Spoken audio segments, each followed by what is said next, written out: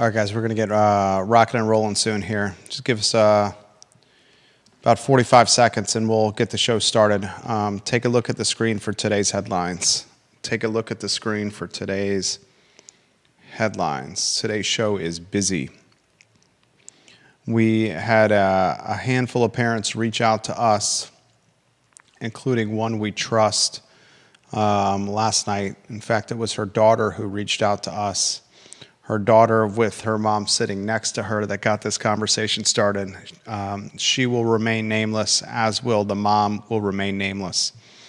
But there was a concerning turn of events at Monticello High School as it applied to overdosing on synthetic drugs during school hours. The assistant principal sent a message out to parents, which we will read to you, the viewer and listener. We've had some parents over the course of this semester plead with us to change our stance as it applies to cell phone use during school hours and on school grounds.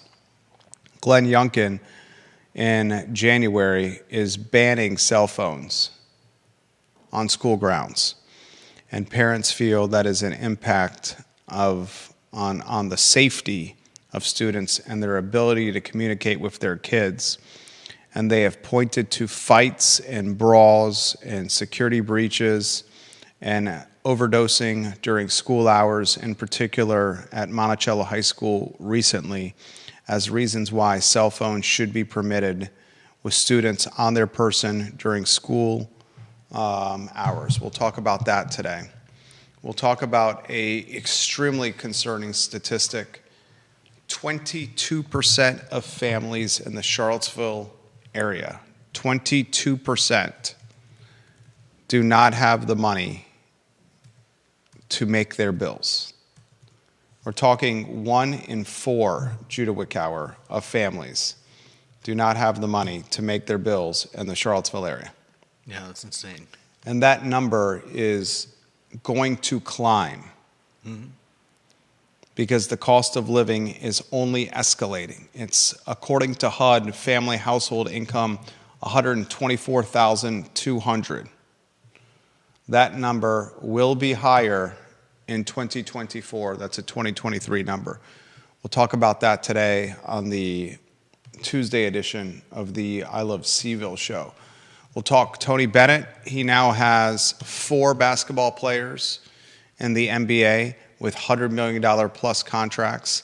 We'll talk Charlottesville City saying no Richmond, no state legislator, no General Assembly, no statewide government. We don't want free money for you. We don't want free money from you for transportation.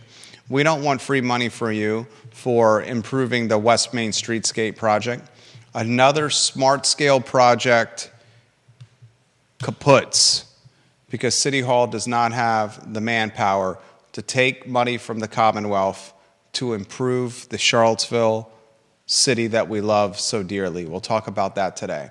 If you could, do us the favor of liking and sharing the show. Like the show, share the show. Judah Wickower, what's the headline that most intrigues you today?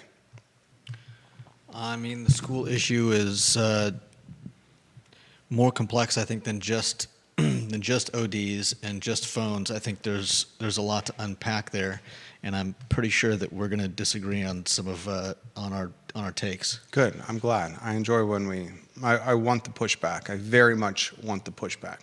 The Tuesday edition of the program is locked and loaded, and it's going to be a doozy. Tell your friends. Tell your friends. Get on the phone right now and say you need to be watching the I Love Seville show, folks. This is something parents in Charlottesville, parents in Albemarle County, and parents in Central Virginia need to hear. Get ready and giddy up. Today's program is going to be one that, frankly, as a parent, may scare the absolute bejeebus out of you. Judah Wickower, I am ready to lock and load when you are ready. Quiet on the set.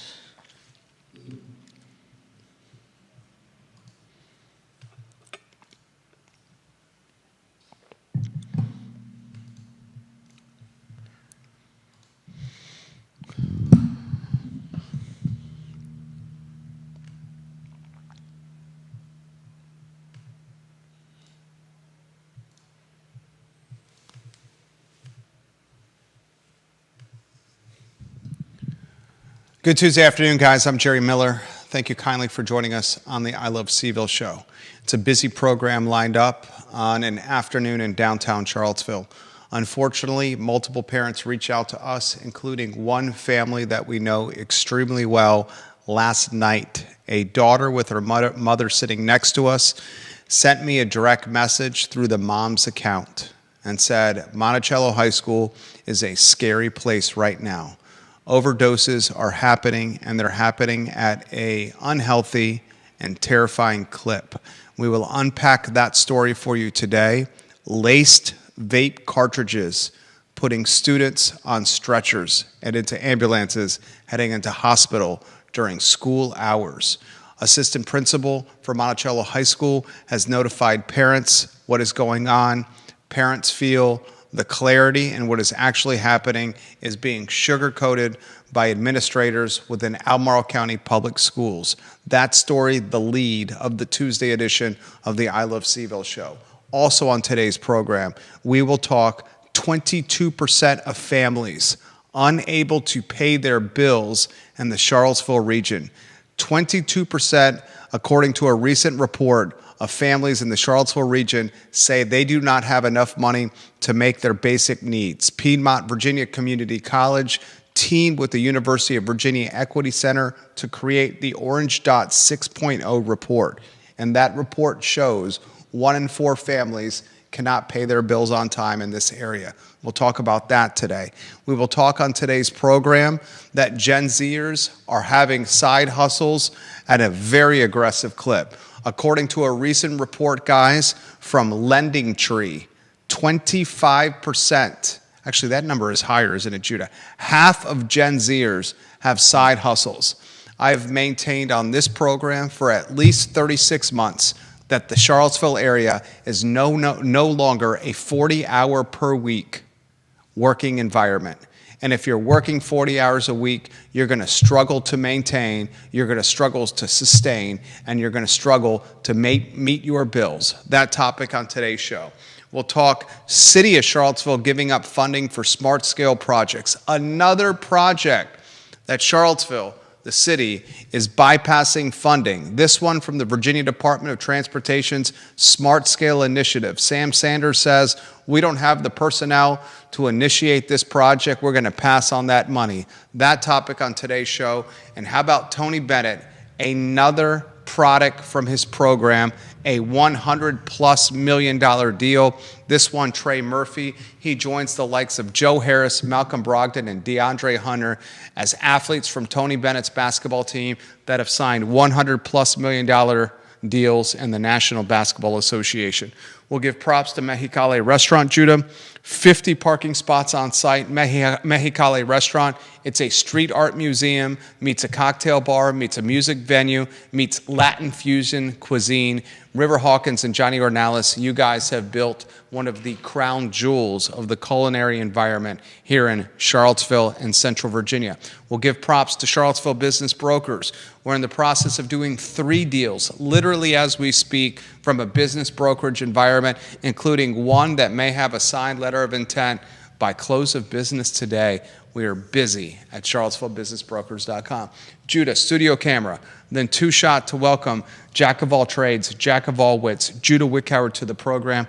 I asked you to start the program. Which headline is most intriguing to you? Before I give my take, Judah Wickhauer, good Tuesday afternoon. And which is the most intriguing to you, my friend? I think the most intriguing to me is what's going on in the schools and the fact that, is vaping do we call it a pandemic among it's a pandemic. Schools? It's a pandemic. Because there were kids that smoked when I was in high school, decades and decades and decades ago. But I don't think it was ever commonly accepted. I don't think it was ever just a common part of life that kids were smoking. And it seems like vaping is just is almost becoming just generally accepted that kids are doing that, and I think that's crazy. Synthetic drugs plaguing today's youth. I hear from other youth that Some students in the area, and it's not limited to Albemarle, it's not limited to Charlottesville, it's Central Virginia wide, it's Virginia wide, it's Commonwealth wide. Students are going online. They are buying pills online from sellers they don't know. They're setting up P.O. boxes in the mailbox express type locations in shopping centers, places that it's easy to get a third-party mailing address, and having the pills they purchase online, which they don't know what they're truly buying, sent to P.O. boxes away from their houses, and that's their high for the weekend. Synthetic drugs, a scourge on today's youth. We'll talk about that, and it's a perfect lead onto the top topic on today's show, something that should make it into the legacy media cycle. I will respect the anonymity of the junior in high school who sent me this message. And I will highlight, before I read the message verbatim from the junior at Monticello High School, I will say this. My first response to this junior in high school was, thank you for sharing. I'm sorry you're going through this. Please make sure your parents are aware of this and your message exchange with me. My first response to the junior in high school who reached out to me was, make sure your parents know you are contacting me and what is going on. So any parents that are watching the program, you know I respect your anonymity when you ask me to keep things on the down low. And the youth who reach out to me, the first thing I say to them is this: make sure your parents know you are communicating with me, I'm an adult, and make sure they know you are communicating this topic matter, what it is about.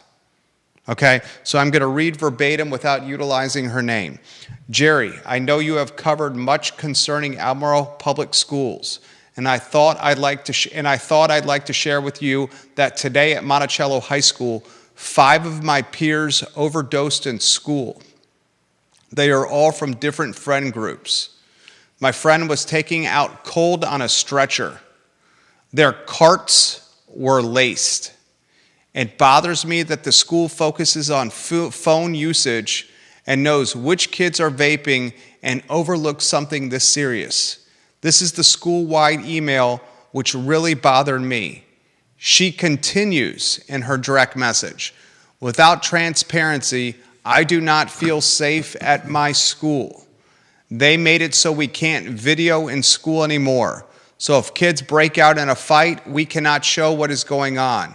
I don't want you to use my name, please. Respectfully yours. I'm respecting her anonymity. Judah has read this thread as well.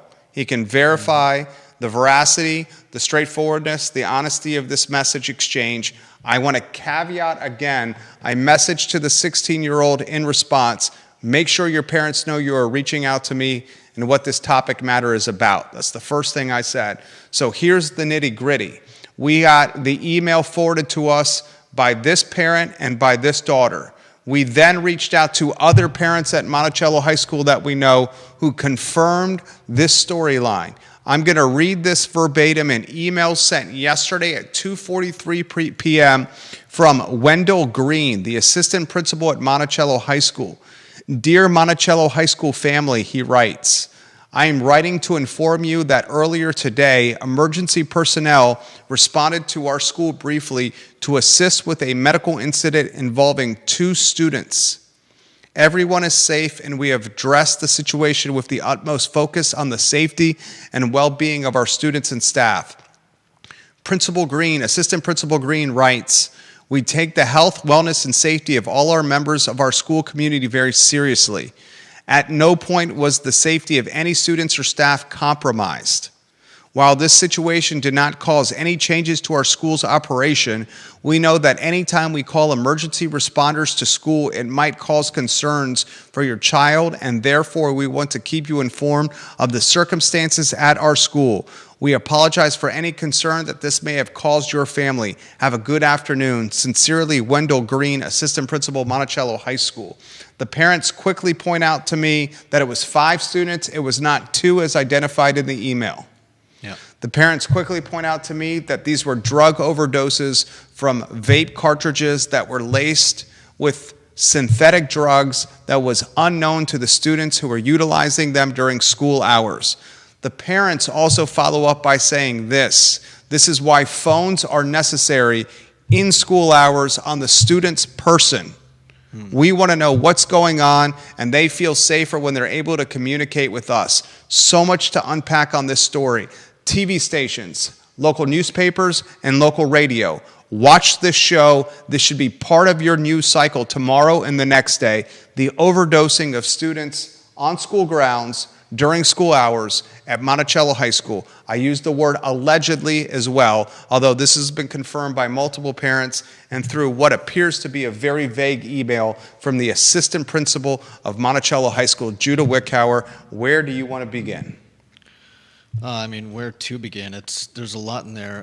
The thing is, it's not just at schools. I'm looking at another article talking about the number of kids having seizures after swallowing drugs has doubled since 2009. Cite your source. This is on 29 News, and it's talking about talking about drugs in your cabinet, kids getting drugs out of their parents' medicine cabinets.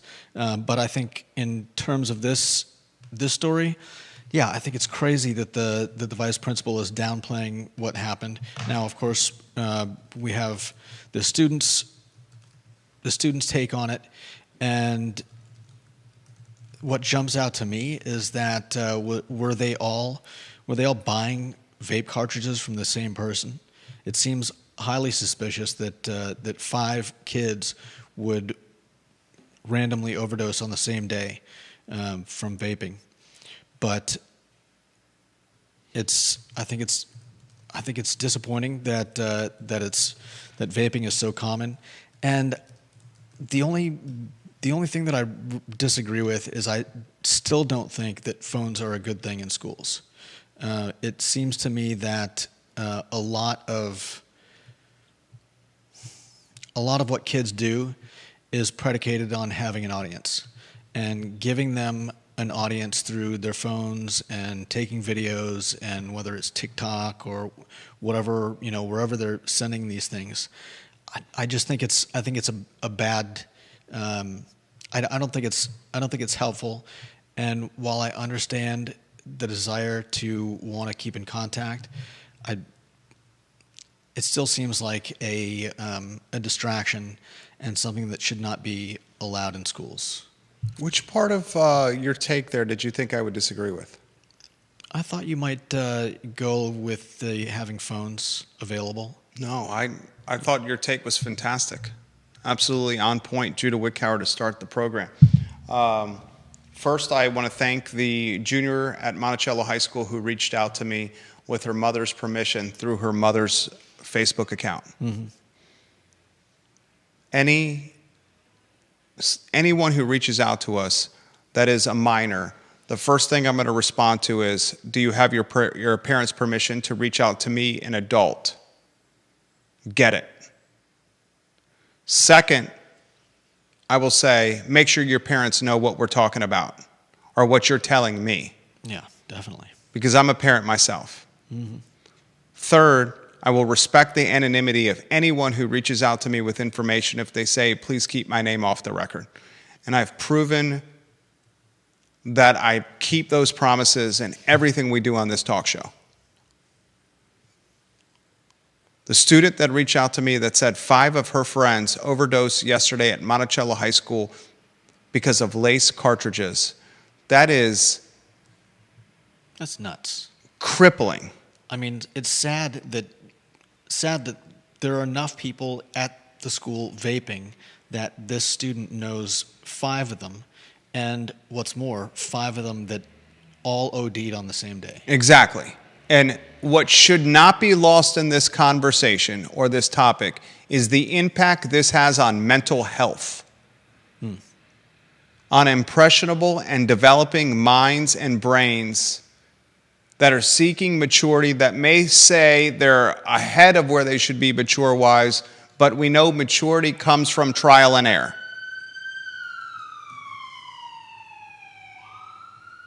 The assistant principal at Monticello High School, who towed the public school line by saying, this does not impact the safety of the students. This did not impact the well-being of our students and staff, that's out of touch and bogus. And Assistant Principal Wendell Green, I attribute the email that you sent to parents yesterday at 2:43 p.m. on a Monday to you following county protocols from the superintendent's office. Yeah.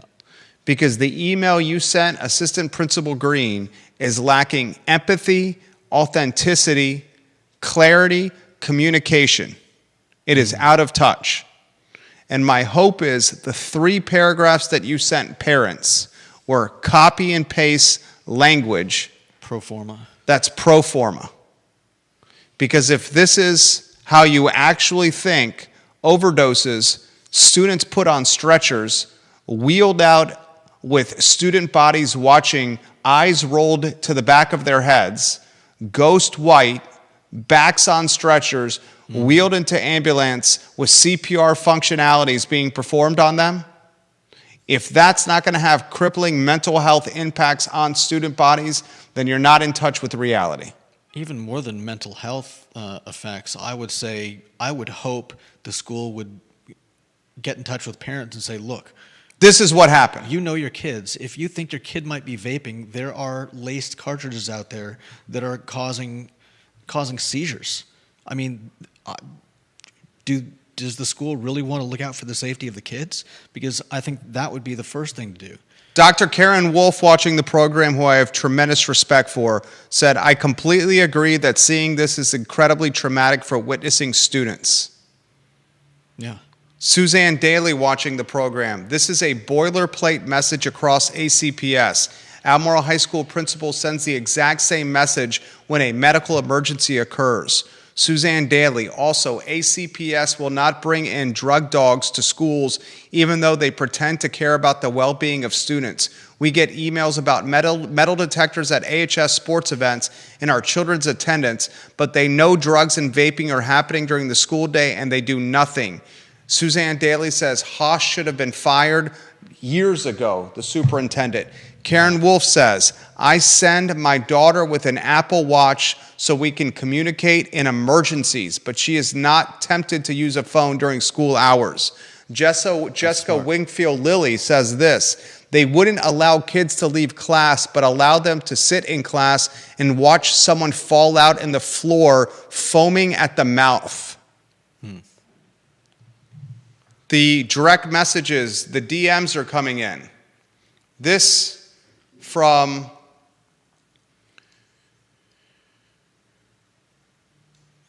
a mom off the record. My child, who would like to keep anonymous, said a child was in the classroom throwing desks and chairs. They were in danger. Said they passed out on the floor. How's that not a danger to others? Someone got arrested last week for selling Percocet on school grounds. The mom that's looking for anonymity, she's saying her son is a 10th grader at Monticello High School. Wow. Youth that we know, our family, that are in high schools locally, public and private, have said multiple times to us, kids they know and run in similar social circles with that they call very good friends are going to websites online buying what they think are pills from overseas, have set up P.O. boxes, and some of these shopping centers that have P.O. box banks, and have the drugs that they buy overseas, often from China, mailed to P.O. boxes that they pay a monthly fee for, and that's their party, that's their high for the weekend. That is effing terrifying. Yeah. I've said many times on this program, growing up in middle school, in high school, and college, I was the bad kid.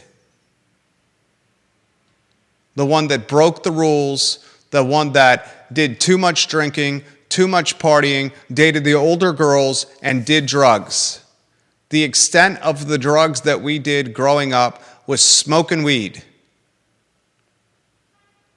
and drinking too much.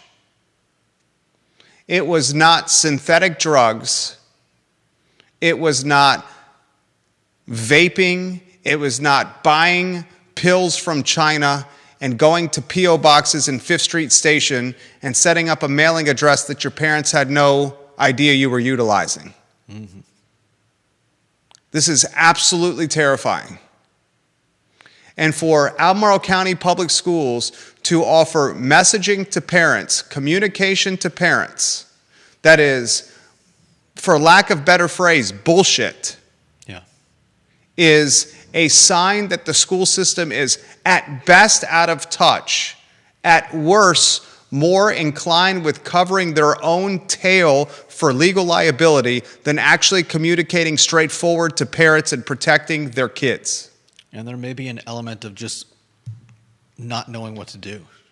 We have multiple parents that are saying they saw kids yesterday at Monticello High School falling on the floor and foaming at the mouth, and one parent sent me a direct message that you can see. I'm going to slide to Judah Schott so he can verify what I'm saying.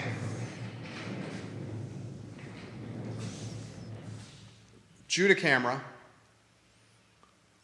Blue bubbles without reading her name, please. Which one? Blue bubbles. My child, who I would like to keep anonymous, said a child was in the classroom throwing desks and chairs. They were a danger. Said they passed out in the floor. How's that not? So I'm trying to understand this. Was it Finish the blue bubbles. Someone got arrested last week for selling Percocet? This is Monticello High School yesterday.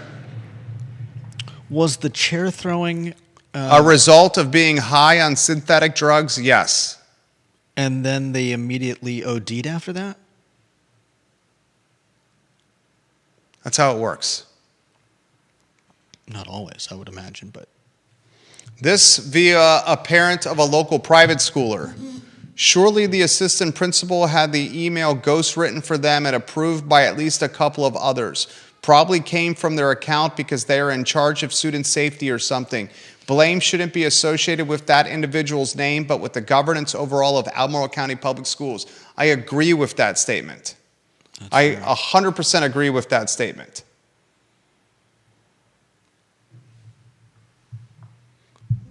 Deep throat, going crazy, and then passing out. Then he alludes to a death that happened a couple of years ago to the hands of the police. To the hands of the police? At the hands of the police.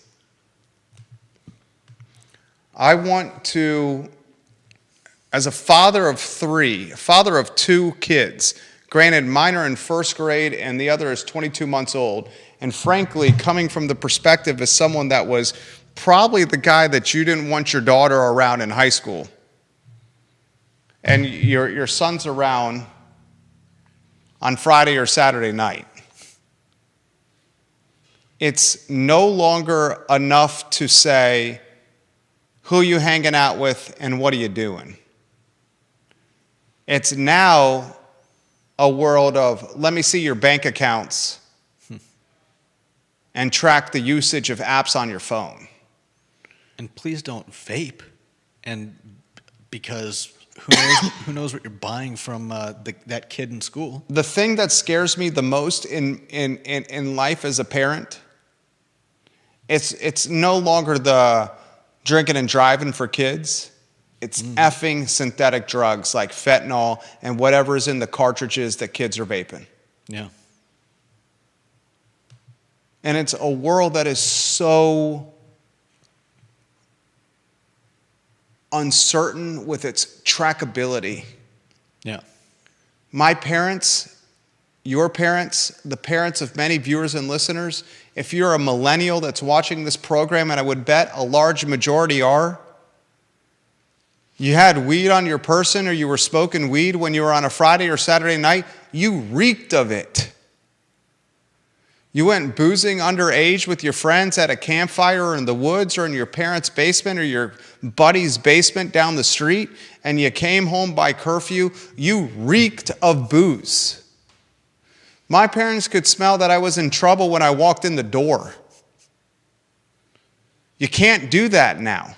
Yeah. It's odorless. It's vaporless. It's digestible. It doesn't leave a residue of stink. Yeah. Another thing that's crazy and completely different, the times have changed. It's less about getting drunk. And it's more about chasing a synthetic or pharmaceutical high. And to the parents that are saying, Jerry, the show has influence and changed the stance you have on cell phones because people listen, you may not like what I respond here. I still don't think cell phones should be a part of the school day. And this may go against the popular opinion, but the show is honest and it's straightforward, and it's not about agreeing all the time. It's about having conversation that's frank. I don't think the phones are part of the solution. Yeah. Is an Apple Watch, like Dr. Wolf is saying, part of the solution? Perhaps. Perhaps that's part of the solution. Mm-hmm. Apple Watch is not going to be able to video and social media and Snap and TikTok. Yeah. But it'll still give a method of communication with parents. Yeah. Because I will bet you there's a boatload of parents that are watching this program that feel a level of distrust with administration and with the school system, a level of distrust that did not exist per se when we were kids and our parents were supervising ourselves. Yeah. When we went to school, my parents looked at school as a byproduct of them as parents. Now kids go to school, whether it's public or private, and it's not a byproduct of parents. What do you mean by a byproduct of parents? An extension of protection from mom and dad. Yeah. Kelly Jackson, I want my kids to have a cell all the time. I want them to be able to call me anytime they need. I appreciate that, KJ, and respect your opinion tremendously. I will stand by the statement that I do not think the cell phone is in the school and on school hours is the right solution. Nor do I. Juan Sarmiento, the vaping and drugs have reached epidemic proportions in schools. I agree with Judah. Phones are a distraction. The school needs to get a whole lot better at transparency and alerting the parents if they want the cell phone ban to last. No doubt. The communication from the schools when it applies to parents has got to be honest. I talk about this with the health system. The UVA Health saga and the fraudulent billing and the medical chart changing to maintain performance standards, it erodes trust. And if there's no trust with a health system and its patients, then the house of cards crumbles, because the house of cards is predicated on trust. Going to a hospital and getting medical treatment that's for the best of the patient and their family. That's what it's about. And when that's in jeopardy, the medical system is in peril. It's the same thing with schools. Yeah, I've said on this program, and you jump in after this, I've said on this program so many times, the three things a school has to do, in particular public, when it applies to kids: get the kid to school on time and safely, number one. Yeah. Keep the kids safe during school hours, number two. And get the kid home on time and safely, number three. Those are the three tenets of school. I would imagine education might Education cannot happen if you can't keep the kids from overdosing or fighting or brawling or killing themselves. Yeah. You can't learn if you're not alive, or if you're OD'd, or if you're beat the hell up. Mm-hmm. Those are the three first tenets. Then the education. Your thoughts? I completely understand a parent's desire to stay in touch with their kids, but I just don't see how phones fit in with an educational place like a school, with kids and their propensity for antics, and the phone just creating a kind of, I don't know, a media lens that is almost, I feel like, provides a stage and a place to show off or goof off, or I think it's a distraction, and I think it's not a good fit for schools. Rotate those lower thirds for this first topic. Ginny Who watching the program on Twitter. Ginny Who said, I was driving by Monticello High School at the start of your talk show today, Jerry. And in the process of driving by Monticello High School at the top of the show, I saw a number of students walking to the market. My first thought was, how is this not a safety issue? And my second thought, do their parents know they are leaving campus and going wherever they want at Monticello High School? If you're just tuning into the program, I was contacted last night by a 16-year-old at Monticello High School with her parents' permission through her mom's account. And she notified me that 5 students yesterday at Monticello High School overdosed on lace cartridges. Multiple parents have reached out to us since then, since the show launched 36 minutes ago, including one mom who said one of those students fell to the floor foaming at the mouth, and before the student fell to the floor foaming at the mouth, they were picking up desks and chairs and throwing them around the classroom at other students. Monticello High School responds with a 3-paragraph message from the assistant principal, and unfortunately, Mr. Wendell Green, you've been used by a pawn by the front office here. And the 3-paragraph message makes no mention of overdosing and of desks and chairs being thrown at other students, of students being carried out on stretchers with their eyes rolled in the back of their head, pale and ghost white, and CPR being performed on their bodies in hallways.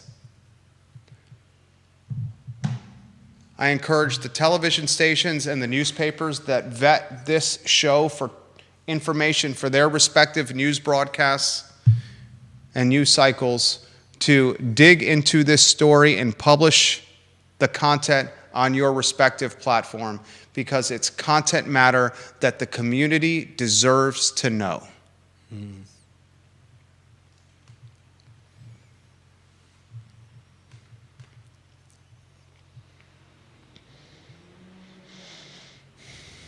Jessica Wingfield Lilly, if we thought schools were safer, we may not want our kids to have them all the time.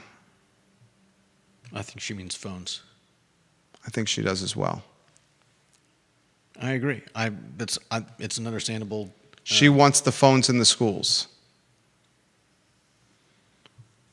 Kelly Jackson, I don't think they should be texting or playing games, but I don't trust the schools enough to let them call me if needed, and the schools aren't very transparent about what is happening. Karen Wolf, the doctor, the smart technology is what is interfering with our kids' ability to focus on school. Dumb phones and watches are a nice way to allow for them to communicate without interrupting the school day. Shane Baker Serbati says, wow. We have 2 TV stations in the paper watching us now. Grammy Ward, thank you for watching the broadcast as well. What the actual F is going on here? Yeah. And as generations evolve, the generations become smarter. And the drug use has become innovative in some ways, more stupid in others. Innovative in the ways that there is no smell or stench. Innovative in that it's easier to hide. Innovative that it utilizes the internet and P.O. boxes and nondescript super DL ways of acquiring the drug of choice. More stupid because the drug has deadly effects. Who's overdosing on smoking too many joints? Right. All you do is you sink into the couch and eat a bag of Cool Ranch Doritos, a box of Ho-Hos, a couple of Twinkies, a couple of Tall Boys, and pass out. Not that I know. Yeah. Well, you don't know what's in a vape anyways, and when it's laced with something, I mean, who knows what it could be. The problem with generations being smarter than the generations that preceded them is that intelligence oftentimes stands on the shoulders of knowledge that that doesn't get integrated into a child's understanding. So while they may be more savvy about some things, while they may be more intelligent about some things, that's not always built on all of the knowledge that led to that intelligence.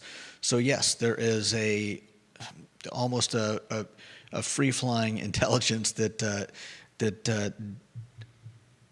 doesn't understand the things that led to it. I don't think I'm explaining it well, but I'm not sure what you're saying.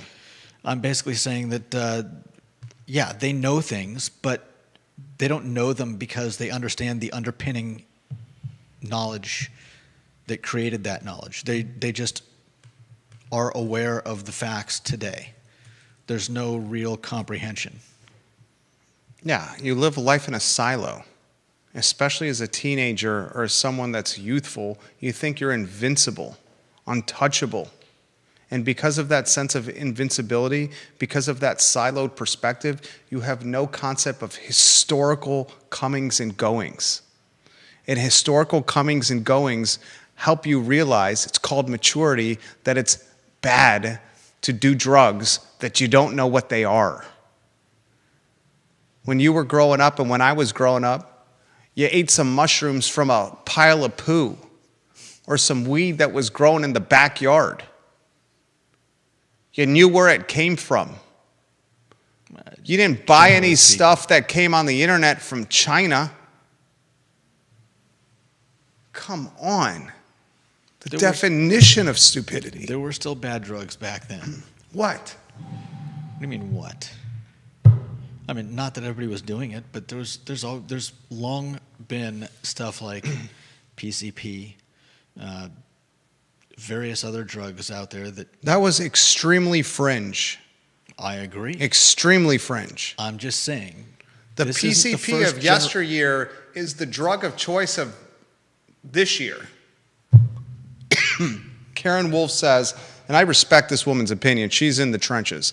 This is not just Monticello High School. I had a patient tell me last week that one student at her school in a neighboring county is high in school every single day.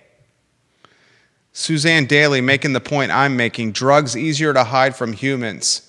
Dogs can sense all of it. 10% of the school would be hauled away if they brought in dogs. But Albemarle County Public School does not want that as a news story. Why in the HE double hockey sticks is Albemarle County Public Schools not bringing in drug-sniffing dogs? Why in the HE double hockey sticks is Albemarle County Public Schools not using school resource officers or metal detectors? And it's not just Superintendent Dr. Matthew Haas's Albemarle County Public Schools.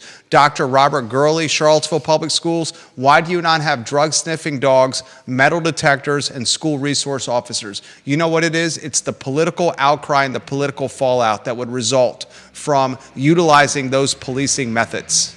I think there's probably a worry of how it would look if we knew the numbers of certain types of people, certain classes of people. Obviously, we don't know what those numbers would be, but I don't think the synthetic drugs is a black or white thing. Neither do I. But I think the synthetic drugs the schools are worried. Are an every kid thing. What I'm saying is that the schools are maybe worried that how the numbers will play out and how it will look. There's of course, obviously, also the problem of schools not wanting to lose funding or be singled out as, a school where this is a pandemic. John Blair on LinkedIn. First, I want to compliment you on practicing child safety. Second, I have no way to verify this, but I was at a sporting event last night and a Monticello High School parent said there was a desk throwing episode yesterday per their daughter who attends Monticello High School. I don't know if it's related to the drug issue, but it certainly sounds like it could be. The second parent that I've trusted on this program verifying the desk throwing incident. Yeah. Media that's watching this program now, this should be a part of your legacy cycle, print, radio, and television. If it's not, you're not doing the community a good service. Megan Hart on my personal Facebook page. Wow, all of this is heartbreaking. These schools cover up so much and we are told so little. Thankfully, my children are of age to tell me what's going on. And she says, Matthew Haas is the issue. I'll say it over and over and over again. What is the school board doing about this? Jessica Lilly, the metal detectors, yes. Why are our children not guarded like the damn president? I'll take it a step further. We go through metal detectors at the airport. We go through metal detectors at the John Paul Jones Arena. We go through metal detectors at Scott Stadium. And we go through metal detectors at public school athletic events that have attendance of 250 or more people. Yet we don't go through metal detectors at the entrances of schools where the population count is the greatest. And the reason we don't is because some socialists in Charlottesville say metal detectors are the path to prison for students. A vocal and organized minority are trying to dictate what happens for the majority, and that's some bullshit. And you know who you are. And you know who you are. And it's the same people that were pushing the NZO. And it's the same people that were pushing the SRO, the anti-SRO, and the pro-NZO. And they've been wrong in every circumstance. Leanne Beach. If the school was so worried about the kids' safety, they would have searches regularly. They sit back and do nothing till they put our children first. The kids are the ones suffering. Jennifer Nunley Hucks. Western took out all of their lockers. That's a different topic. She also says, my high school growing up was not a high school known to have more drugs than any other high school, but yet my school system routinely had drug-sniffing dogs come into the schools by ACPS, but ACPS does not do this. Why? One reason is at least some of the high schools don't use lockers. I know Western doesn't use lockers. When I was in school, students and faculty left the building just like you do during a fire drill. Parents, tell your friends they should be listening to this talk show right now because we ain't hiding anything. We're shooting it straight on today's talk show. Vanessa Parkhill in Earlysville, get the dogs in the schools. They will sniff out the stuff we adults are missing. She says, I don't have any issues with taking your kids to breweries or wineries. I'm just saying the serious conversations need to start even earlier. She says, we adults, parents, have to be the first to set the tone with kids. We lobby for legalized drugs, pot, weed, gummies, and bring them along when we drink.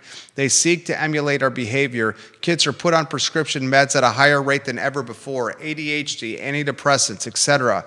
Many start those not long after they hit school. Why would we be surprised when they seek out other things to tweak their mood as they get older? Yeah, those are great points. I mean, we've essentially made drugs, both over the counter and not over the counter, pretty much ubiquitous in our lives and the lives of our kids.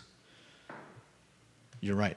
It is. Why is it a surprise that they seek out and find those things? Oof. What a mess. What a mess.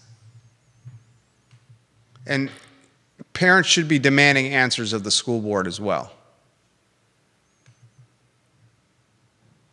Demand answers of the school board.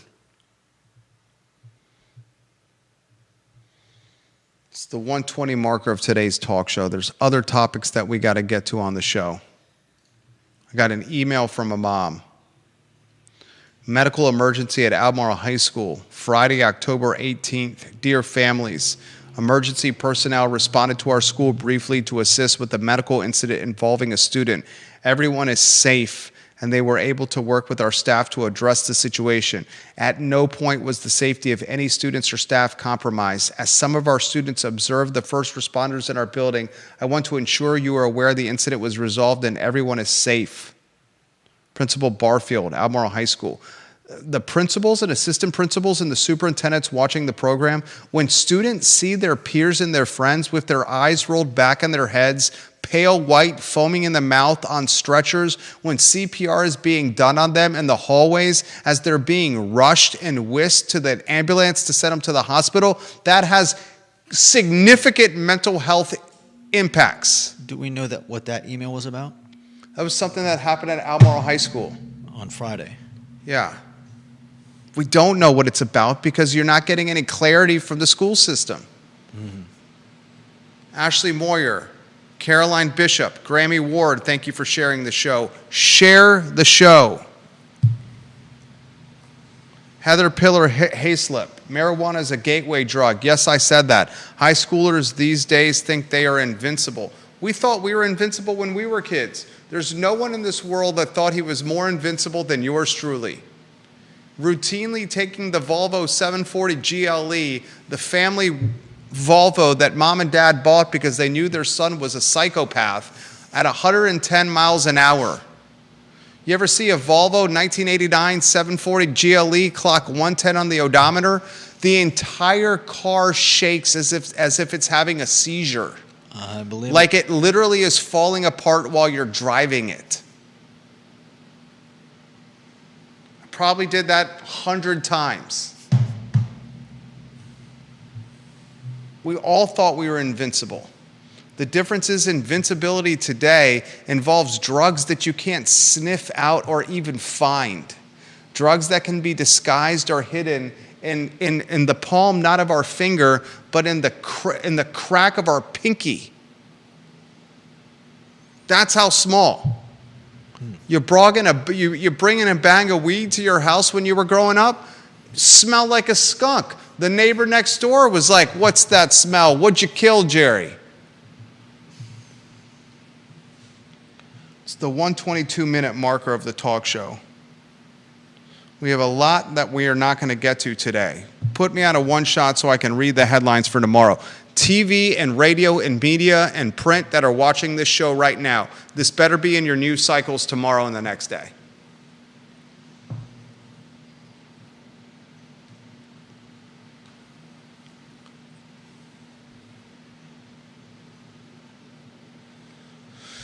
On tomorrow's program, we'll talk the fact that 22% of families in Charlottesville are saying they do not make enough money. This according to an Orange Dot report. Basically, 1 in 4 families, an Orange Dot report, saying they don't have enough money to pay their bills. On tomorrow's show, we'll talk half of Gen Zers, 50% of Gen Zers, according to a Lending Tree report, say they have a side hustle. And I'll close the program by saying this. Tony Bennett, the guy who just retired, he had another athlete, Trey Murphy. He now has 4 basketball players in the NBA that have signed $100 million+ contracts. Malcolm Brogdon, Joe Harris, DeAndre Hunter, and now Trey Murphy with the New Orleans Pelicans. And on tomorrow's show, we'll talk the city of Charlottesville giving up smart-scale funding for transportation. Free money from the Commonwealth, no, we're not going to take. City of Charlottesville, what are you doing? The Tuesday edition of the show. I'm Jerry Miller.